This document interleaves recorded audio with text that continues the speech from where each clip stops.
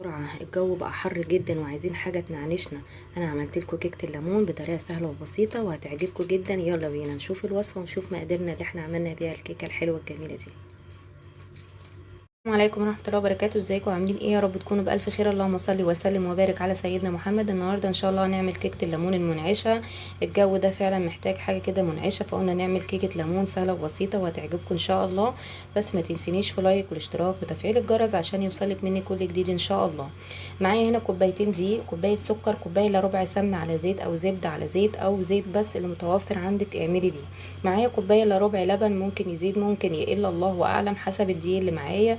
ونشوف القوام الكيكه بتاعنا. معايا 4 بيضات، معايا كيس بيكنج باودر، معايا كيس فانيليا، معايا بشر ليمونتين.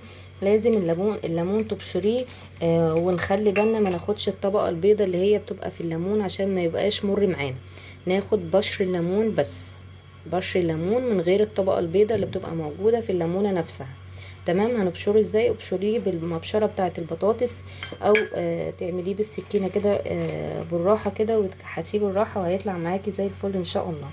معايا هنا عصير الليمون، دول حوالي 4 ليمونات من اللي هم الصغيرين دول. يعملوا حوالي ربع كوبايه عصير ليمون. تمام. هي دي بس مقادير الكيكه اللي معايا. والاربع بيضات انا قلت لكم عليهم، ورشه ملح انا حطاها على الدقيق. والدقيق ده لازم يتنخل مره واثنين وثلاثه عشان خاطر تطلع الكيكه هشه معانا وحلوه قوي وهتعجبك. ممكن المقادير دي نضربها في الخلاط، وممكن نعملها بمضرب الكهرباء. ويلا بينا نسمي الله ونشوف هنعمل ايه. السبولة معايا هحط اول حاجة هنسمي الله بسم الله الرحمن الرحيم. هنحط البيض، دول 4 بيضات، ممكن يزيدوا او ممكن يبقوا 3 بس ما يقلوش عن 3. تمام. يا ممكن 4 ممكن 5 ممكن 6، لكن ما يقلوش عن 3 بيضات. تمام. هنحط معانا بسم الله الرحمن الرحيم كوباية السكر. حابة تقليل السكر قللي، في ناس بتحب السكر بتاعها قليل شوية، مفيش اي مشكلة. دي كوباية سكر. تمام. هنحط معاه عشان خاطر زفارة البيض هنحط الفانيليا الاول، وبعد كده هنحط بشر ليمون. انا حاطه باكت بس فانيليا عشان خاطر في ليمون فمش هيبقى فيه زفارة ان شاء الله. تمام. اهو بالشكل ده.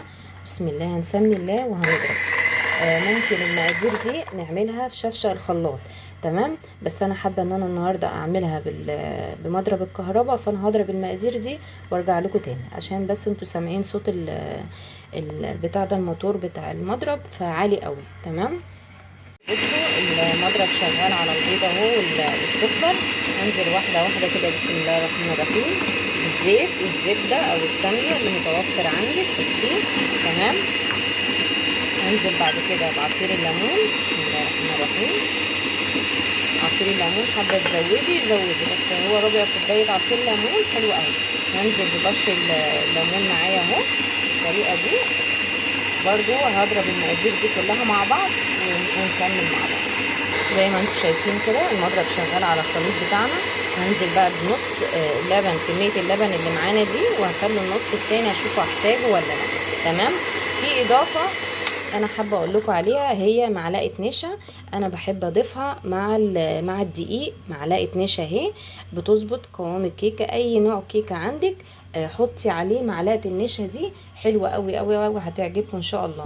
هنا انا عندي الدقيق بتاعه اهو، هفضي عليه كيس البيكنج باودر كله مش كتير. الكيس ده حلو قوي على الكميه دي، خلي الكيكه بتاعتنا هشه وحلوه قوي وهتعجبكم. لو عندكم كمان محسن كيك اللي هو محسن جيلي ده حطي عليه، هيخليها حلوه قوي كمان وهيظبط معاه. تمام. هندخل الدقيق على الخليط اللي معانا ده ونشوف الخليط عامل ازاي. خليط اهو خلاص انا ضربته خلاص بالمضرب وحطيت الدقيق وحطيت كل حاجه. تمام. هو ده القوام بتاع الكيكه بتاعنا، هو خفيف شويه. تمام. مش تقيل زي كل مره ما احنا بنعمله تقيل. المره دي هو خفيف. تمام. انا جايبه صينيه عندي هنا مبطناها بالدقيق، وحاطه كوبايه حراريه عشان خاطر انا ما عنديش صينيه ليها شكل ولا اي حاجه.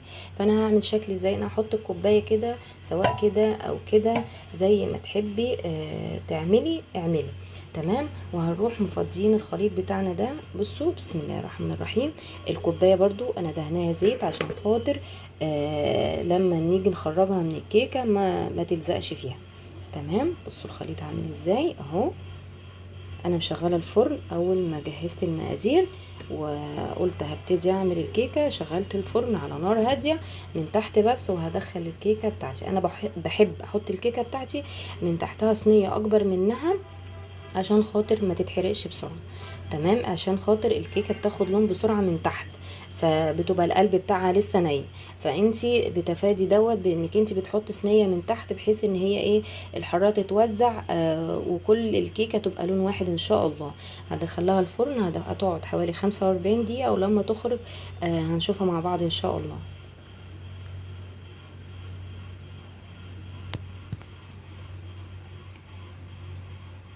بتاعتنا اهي بعد ما خرجت من الفرن واستوت. انا كمان سبتها لما تبرد وقلت اوريها لكم قبل ما اقلبها. عايزه اقول لكم حلوه قوي وريحتها كانت جميله جدا وهي بتستوي في الفرن. هتعجبكم ان شاء الله. وكده كيكه منعنشه كده شويه. هقلبها في الطبق ونقدمها مع بعض ان شاء الله.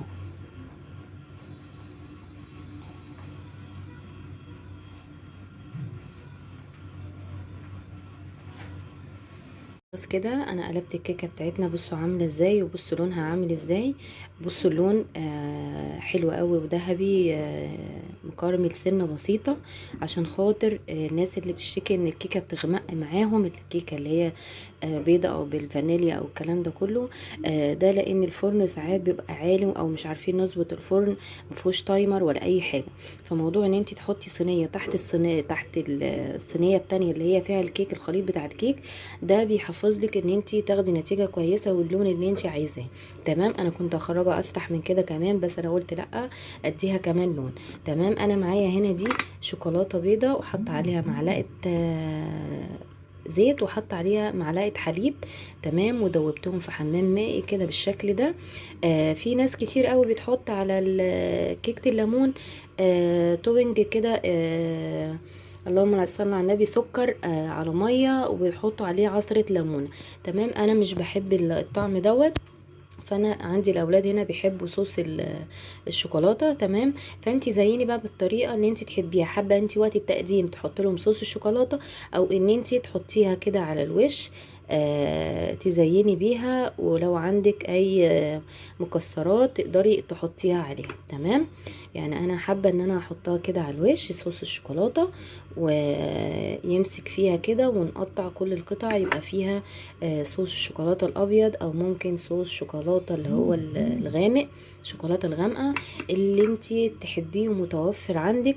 تمام، ممكن تعملي صوص على عندك في البيت كاكاو على شويه لبن ومعلقه نشا، وتربطيهم مع بعض على النار وتفضيه عليه. برضو الصوص ده طعمه حلو قوي قوي، وتحطي عليه رشه فانيليا، بجد بيبقى حلو جدا جدا. تمام، هنفضي كل الصوص اللي معانا بالشكل ده، واقول لكم هنعمل ايه تاني بعد ما افضي صوص الشوكولاته كله. صوص الشوكولاته كله الابيض. تمام، انا عندي هنا سوداني، ده سوداني مجروش. تمام، انا عاملاه مجروش عشان خاطر ازين بيه. انا متوفر عندي سوداني، ممكن انتي توفر عندك مكسرات تانية متبقية عندك من رمضان. انا اي مكسرات عندي بتفضل بحطها في التلاجة، مش بيجرى لها اي حاجة. بخرجها اديها تحميصة كده في الطاسة على البوتاجاز، بترجع زي الاول واحسن كمان. تمام، ونحط كده السوداني كده على الوش. بجد الكيكه دي حلوه قوي قوي قوي وصحيه، وفيها ليمون وبتاع ولبن وبيض وكل حاجه. فهتعجبكم جدا وهتعجب الاولاد، وتغيير عن الكيكات اللي هي عاديه، اللي هي بالبرتقال واللي هي بالشوكولاته والكلام ده. دي فيها فوائد كتير، وحاطين لها مكسرات وحاجات حلوه كتير للاولاد، هتعجبهم ان شاء الله. وتجربوها وتدعوا لي وتكتبوا لي تعليق حلو، وتقولوا لي ايه رايكم في كيكه الليمون، لان هي فعلا حلوه قوي قوي قوي وطعمها جميل جدا جدا جدا. يا رب تجربوها. اقطع لكم حته دلوقتي برضو تشوفوها معايا، بس تهدى بس الشوكولاته تمسك فيها شويه، واقطع لكم حته واوريها لكم. بس لو وصلتي معايا لحد هنا متنسينيش في اللايك والاشتراك وتفعيل الجرس عشان يوصلك مني كل جديد.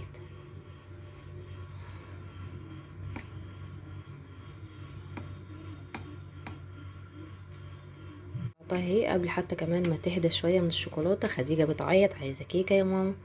فانا خلاص قطعتها اهي. بصوا بصوا من جوه عامله ازاي الكيكه، بصوا طريه ازاي، بصوا هشه جدا جدا، بصوا طريه، بصوا الشوكه وهي نازله عليها، بصوا طريه جدا جدا وهتعجب الاولاد بجد، طعمها حلو قوي. بصوا القوام بتاعها من جوه حلو قوي. تمام، والسلام عليكم ورحمه الله وبركاته.